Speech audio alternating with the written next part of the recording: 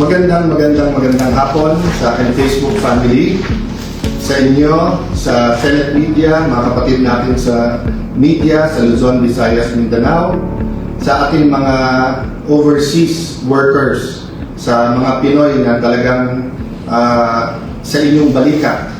Ngayon umaasa ang ating ekonomiya. We love you, we will be fighting for you.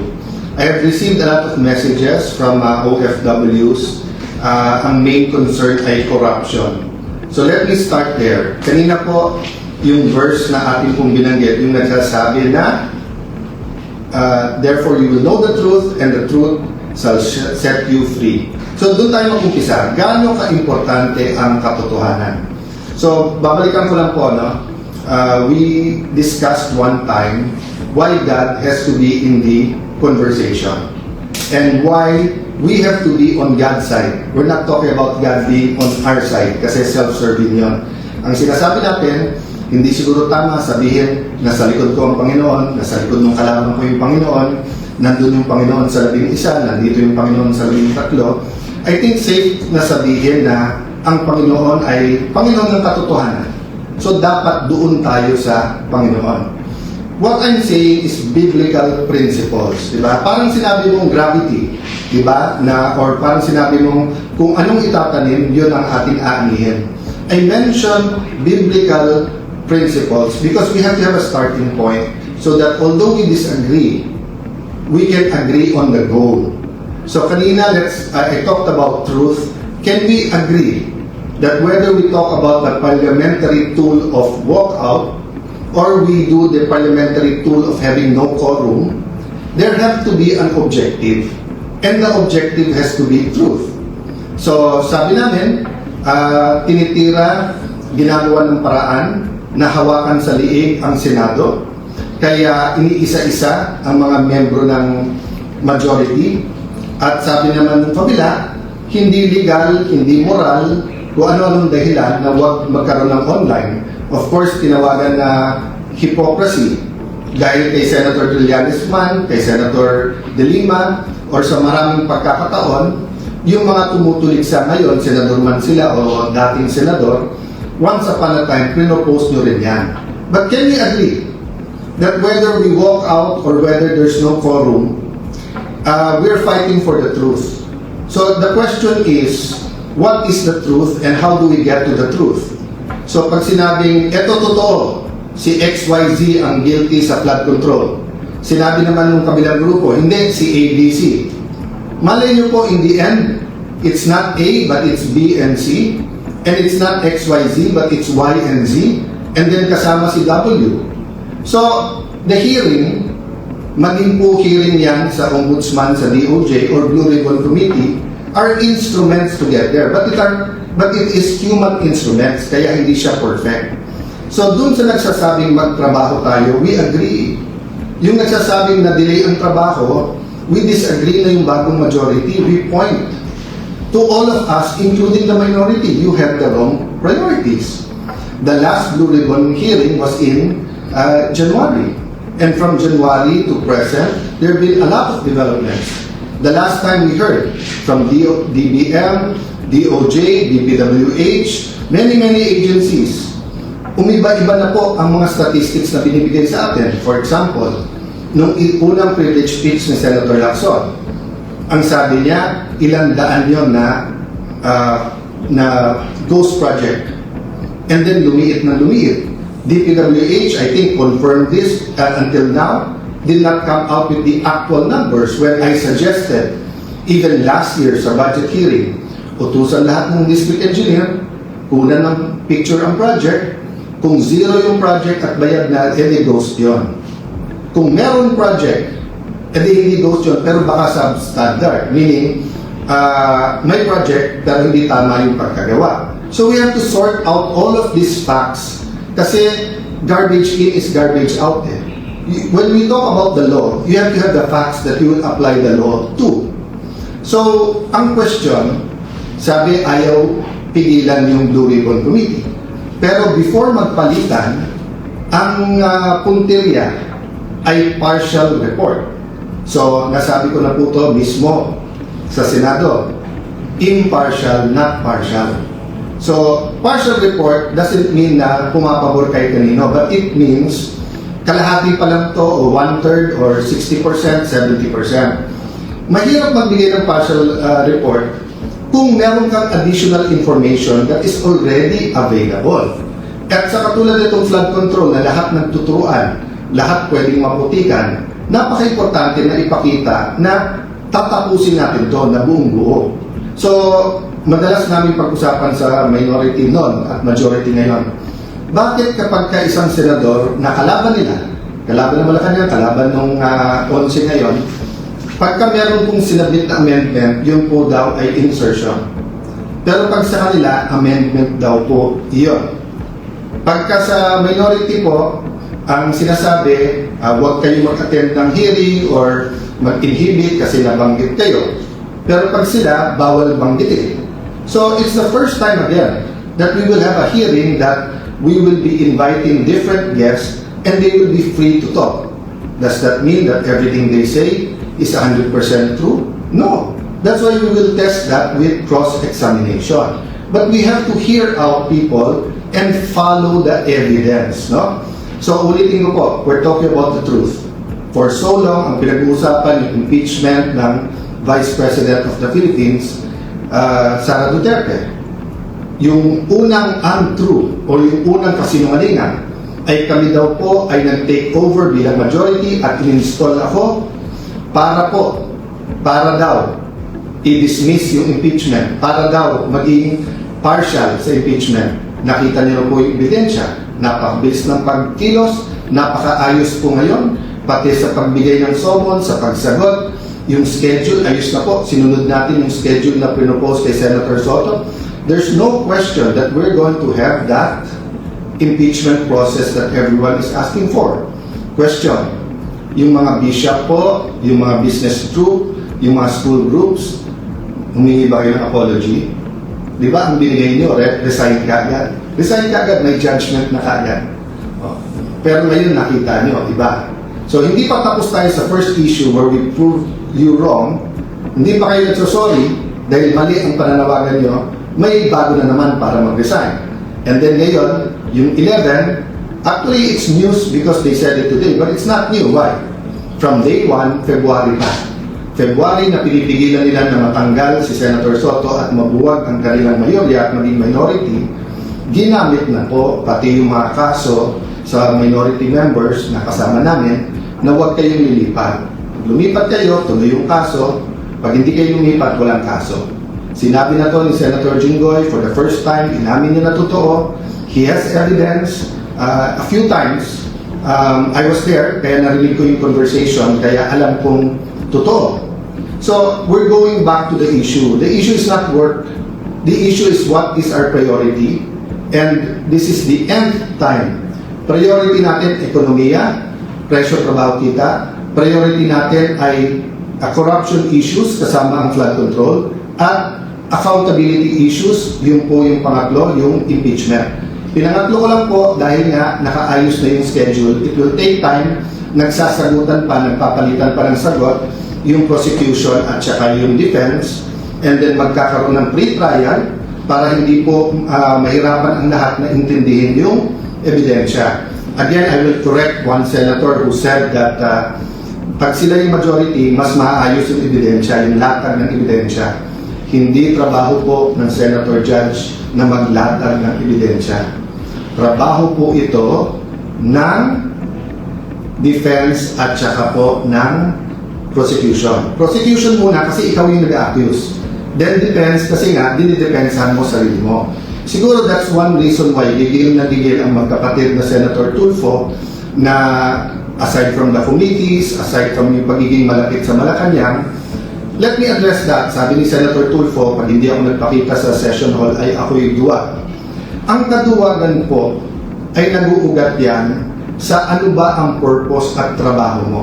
Diba? So for example, kung ang trabaho mo ay magtanim, pero bumabagyo, grabe po yung kidlat, hintayin mo po mawala kidlat kasi it's not a matter of tapang. Magtatanim ka nga, tamaan ka naman ng kidlat, di ba? So, ganun din sa sundalo. Hindi natin isusubo ang sundalo natin sa mga bagay na suicide ang mission. Pero ipagtanggol ang bansa at mamatay para sa bansa. Hindi lang sundalo, dapat pati tayong mga senador. So, yung hamon mo, magpakita ako kung hindi, iduwa. Para ko rin sinabi, halimbawa, Senator, ikaw, maging independent ka, kung hindi, duwag ka. You know, this is not a radio or TV program, this is not entertainment. This is the Senate of the Philippines. So we have to be more professional. Kung hindi ka lang tulfo, at kung hindi lang tulfo si kapatid mong si Erwin, at sinumbong ko na kayo kay tulfo, di ba? Pero ang reality is, because nandiyan kayo, because you have a strong voice, use it for the good of the country. There are also issues facing you. So you ask Joel Villanueva, you ask Jingoy Estrada, you ask Chis Escudero to face it squarely. So face the issues also squarely. Huwag yung titigilan natin yung Blue Ribbon na committee and then gagawin natin personal yung lahat ng issues. There are issues facing all of us. Pati ba naman, Senator Tulfo, lahat na ng pinapay, binintang nyo sa amin. Nung panahon ni President Duterte, kamping-kampi kayo sa drug war. Ngayon naman, balita. Tapos lahat ng pinatay, sinisin nyo. So, pati ba naman internet at saka aircon, sa akin nyo pa rin sinisip. O baka murder pa yung kaso na yan, ha? Murder kasi pinatay ang wifi at yung kuryente. Nakita ko na po ang report, yung po palang master, yung pong centralized aircon, yung master switch or yung sa kuryente, nasa GSIS yon at may nag-trip ng wire. Kaya around 6 o'clock, nagkaroon talaga ng problema sa aircon. So, hindi po namin gagawin sa inyo. I've always treated you well, whether I'm close to you or not, whether you're in the minority, majority, and I will continue to treat all of you well. But kayo ang namimersonal, because kami, it has been one issue after the other, di ba? Hindi kami ang nagpapasok sa NBI sa Senado, yung May 11. Hindi rin kami ang kumuha ng NBI na fully armado na pinaikutan ang Senado tapos pumasok pa sa Senado noong May 13. Hindi rin kami ang nag-walk out. So you keep saying fresh start.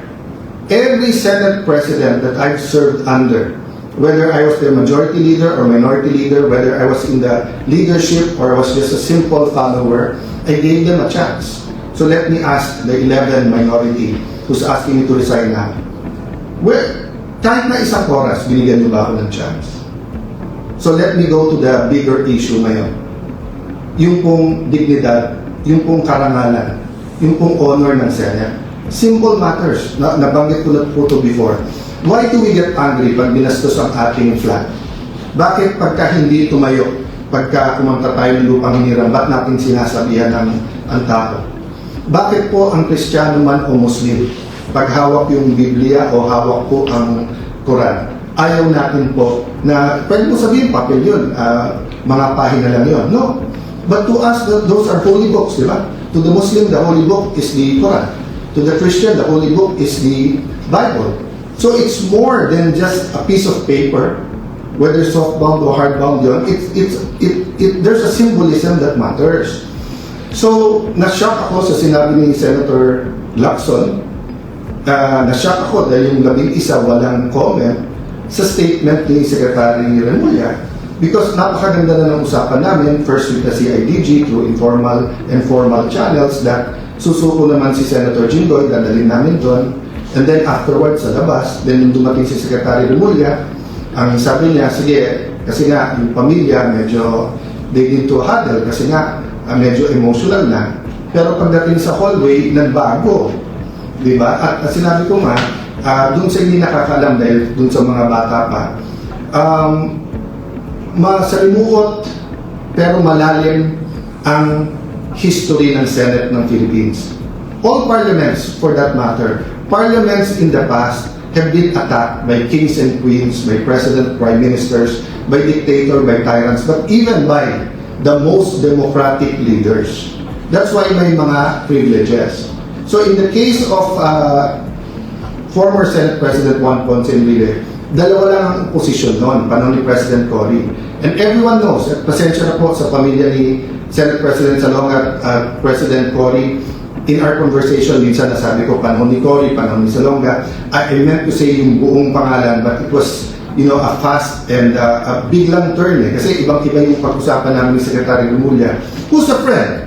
That's why we try to keep it civil. But nung sinabi niyang doon mismo sa hallway, i-arresto, it's not about Alan. It's not about Jinggoy. It's not about what they can do. Na-shock din ako nung sinabi niyang, you lost that right when may nag-escape. Okay, first of all, it's not Alan's right or the Senate President's right. It is the right of the Senate of the Philippines. The Senate of the Philippines is different from the 24 senators and the SP. I never claimed to be the Senate. Diba? The Senate is the Senate. And it's a co-equal branch. So ang hinihingi ko naman lang sa lahat ng law enforcers, huwag niyong bastusin ang Senate. Bastusin niyo si Alan Cayetano, okay lang, tao lang naman ako eh. Diba? Ganun din, diba? When we criticize the President, huwag naman yung office of the President ang babuyin natin. May free speech tayo, but let's hold certain things sacred. Yung ang religion na hindi tayo pare-pareho ng paniniwala, nagbabatian tayo, di ba? Pag nakita ko si Brother Robin, sinasabi ko sa kanya, Assalamualaikum, which is a greeting sa ating mga kapatid na Muslim. Pagka may mga special occasion like sa Eid, babatiin mo ng Eid Mubarak. At minsan, this last time, siya pa bumati kasi nga kung ano ng issues na nangyayari that day, nakalimutan ko. So we honor each other and symbols matter to us. That's why nga, I was insisting, Sir, labas lang tayo ng pinto ng Senado. At siya naman po ay susurrender. Just to skip back and forth, no? Remember, Senator Bato did not escape. Mismong si Secretary Remulla said that day, wala naman silang hawak na warrant at hindi naman sila nandun para arrestin siya. So he's free to go. But, I didn't feel like arguing that time because that wasn't my point. Senator Jinggoy was not asking for protective custody or sanctuary. So baka nandun nangyari yung miscommunication. But pagdating sa elevator, nakapag-usap kami ni Secretary John Vic, so more or less nagkaroon ng paglilinaw. Sa kanyang press con, sinabi niya yung mga opinion niya. But I disagree with that, but I won't disagree with it. I mean, I disagree with it, but I won't argue. But dun lang ako nagtaka. Senator Lacson may sinabi pang mabigat, yung iba, wala man lang nagsalita. Si Senator Win, gusto maging Senate President. That would have been his chance. Umakyat, minority, majority, at sabihin, Sen, hindi issue si Jinggoy. How you respect the Senate premises and how you will process his arrest is more important to all of us. That's why I was emphasizing, marami akong pwedeng gamitin na example. Bakit ko ginamit yung sa the great statesman and the great Senate President Salonga? Because Senate President Salonga was put in jail. He was injured in Plaza Miranda. Former Senate President Enrile, he wasn't Senate President yet then, was Minister of National Defense. He issued some of the arrest orders. And despite na halos kahit anong gawin ni President Cory noon at kahit anong sabihin, kasi talagang sa tao sobra yung pagmamahal, ano sinabi ni Senate President Salonga? Not here. Tapusin niyo yung sesyon. Pasalitain niyo muna. Sabi nila, hindi, kasi pagka below 6 years, pwedeng mo doon. Yung kung kinasok kay Senator Enrile na rebellion complex with murder was non-bailable. Diba? So, yun po ang pakiusap ko. Huwag natin idamay yung mga institusyon, diba? DOJ, Ombudsman. We'll have issues with who holds the office. But we have to be mature enough, rational enough, professional enough to protect the image, to protect the dignity of these institutions. So sabi ni Senator Lacson, ng minority, hindi daw nila pinipigilan po yung hearing sa Thursday. But if you look at their statements, isa na lang makuha nila o mabawas sa amin, they can get the committees na. Now, whether sila nagsabi niya o yung unofficial spokesperson. I received a letter today from Senator Lacson, belated happy birthday. Sabi niya, I greet him every year kasi ka-birthday niya ang mom ko at ka-birthday niya then si dating governor at ngayon vice governor Singson ng Ilocos Sur. So magkaka-birthday yung tatlo kaya natatandaan ko pareho. So kahit na magkaiba kami ng opinion, binabati ko yung parate. So sabi po ni Senator Lacson, this refers to the notice of the 9th hearing of the committee, of the Blue Ribbon Committee. But the last paragraph, second to last, I raise this matter as it is determined determinative of how the committee can legally constitute a quorum, entertain motions, or validly ask questions during the scheduled hearing, among other concerns. So tinatanong niya kasi kung constituted na dahil wala pang mga membro yung minority. Paulit-ulit po kami sa section 19 ng rules. Nakita niyo na po yan, nabasa na ng marami, napag-usapan na yan, na habang wala pang kapalit, sila pa rin. Pangalawa po, ang majority, madalas magbasa maglagay at basahin po ang chairman, vice chairman, members. Until our last session, ni isa na committee, hindi naglagay yung minority. Hindi ko alam kung talagang ginagawa lang sadya or talagang naniniwala sila. Kasi sabi nila, isang araw lang daw ako, isang linggo lang. Ako, I agree with them. I don't agree na isang araw lang, but I don't know. From the start, I told everyone, I leave it up to God. I'm at your disposal. Magpakita yung 13, alis ako yan. Di ba? It's a walk of faith. Walking dead nga eh. Bakit? Kasi from the start, target, ibalik sa kanila yung 13. Whether it's Win Gatchalian, whether it's Tito Soto, kung sino man sa mga kagalang-galang na senador sa minority, kung may katanggap-tanggap sa kanila sa amin 13 o wala, nasa sa kanila yan. Di ba? But ang point ko is, kayo ang hindi nagbasa ng membro nyo. Then sasabihin nyo, ba't hindi nagtatrabaho? Tapos pag mag-schedule ng hearings, meron naman eh. Nag-hearing na yung mga BICAM ngayon, nag-hearing. Yung Ways and Means, nag-hearing. Hindi naman kayo nagtanong eh, kung bakit walang minority. Bakit sa Blue Ribbon, marami kayong tanong. Di ba? So, ang importante dito, lumabas yung totoo. Kaya nga inimbita na lahat ng membro ng minority. Lahat kayo welcome. Napaka-importanting hearing ito. Sana hindi isang hearing lang. Napakaraming ibang issue. We have to tackle it one by one. Yung po sinabi nila tungkol sa hospital bill, no? Senator Subiri, na kaibigan ko, na madalas, even after the walkout, bumaba siya, sabi niya, walang personalan, we're all okay. So I won't take it personally, but if you remember, Senator Subiri, that has been on our agenda, I think, for at least last week, but I think more than that. And ilang beses, pag nagre-recess tayo, bumababa ako at tinatanong ko kay Senator Soto, kay Senator Risa, kay Senator Lacson, pwede na ba i-take up to? Minsan okay, minsan bukas na yan. So, kayo naman ang nag-walk out nung last Tuesday.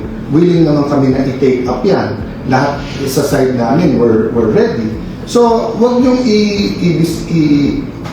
bintang one-sided. You're talking about the generals. I feel bad for them. I'm looking for a solution.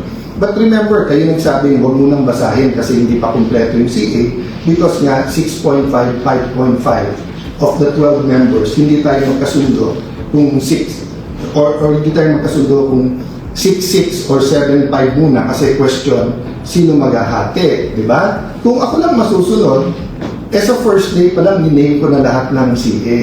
So, dun sa mga nagiging casualty ng hindi pagkakaintindihan ng majority-minority, let's be man enough to say, we're all at fault here.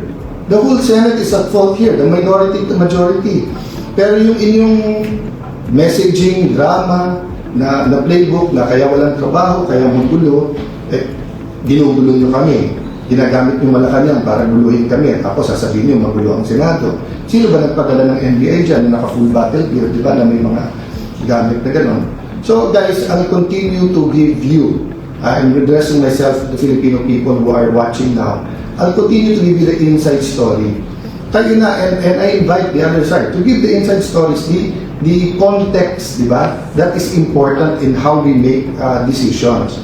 So, tanungin ko po kayo, gusto nyo po mag-session tayo, pero gagamitin po nila yung numbers dahil po dun sa hindi makapasok si Senator Bato at dahil kinulong nila si Senator Jinggoy, tapos tinatakot yung iba namin mga kasama na susunod na kayo, tapos hihintayin kung may event or hindi pwedeng isa namin kasama or nag-CR lang, tapos papalitan nila yung mga miyembro ng committee. So, hindi matutuloy yung Blue Ribbon Committee sa Thursday. So, if may agam-agam, why don't we have a meeting tomorrow about how the Blue Ribbon Committee should proceed on Wednesday? You know, I've talked many times to Senator, on Thursday, tomorrow meeting for Thursday, I've talked to Senator Marcoleta many times. he's a very reasonable person. He's intelligent, he studies, he deep kasi ang paniniwala at paninindigan niya eh. Sometimes ganun din si Senator Lacson, no? Kaya ako sinasabing sometimes kasi sometimes one-sided eh. Hindi makikinig sa reason, pagpipilitan kahit mali, tama pa rin, di ba? So it's up to you whether your messaging is simply pumasok kayo, duwag kayo, and resign, or whether you want to talk about the economy, inflation, yung presyo ng bigas, paano yung mga OFW na mawawalan ng trabaho. Kami, we're coming up with a schedule. Sa lahat ng committees, welcome kayo. And siguro aminin nyo naman, most of the work is done in the committees. Pati LEDAC nga eh. Pati LEDAC, handa na kami pumunta, pinakancel. Tumawag pa sa akin yung nag-organize na kami ba yung dahilan. Sabi ko, hindi sir, ready kami anytime. I think twice ko na parating sa Malacanang, we're ready for the LEDAC anytime. Ang problema, naglalabi nga yung labing isa, yung minority, na huwag kumilos ang Malacanang na any kind of recognition. Ang masama, wrong information pa binibigay. So kung may nakikinig sa Malacanang, we're not your enemies. Many people, may it be in the cabinet or may it be in the 11 minority, ay nanguonse giving you, they want us to fight because sila ang may beef sa amin. Kami, we want the truth. We want to work together to address inflation, address poverty, address corruption, address accountability. So again po, ito po ang inyong lingkod, si Alan Cayetano, na nagpapaliwanag, nagbibigay ng konting liwanag sa mga pangyayari. Be patient po. Be patient because these are existential issues for our nation.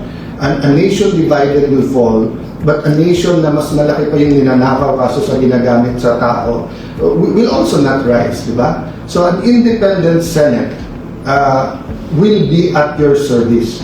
Pero ang Senate na hawak sa liig ng Malacanang at ang Senado na takipan, ang mangyayari po niyan mas maganda o sinibigat lang po yung tahimik or quiet or silent na Senate. God bless you guys at salamat sa aking mga Senate media sa tanong niyo na mag-react dun sa ilang issues sa press con kanina ng 11 minority members. God bless you.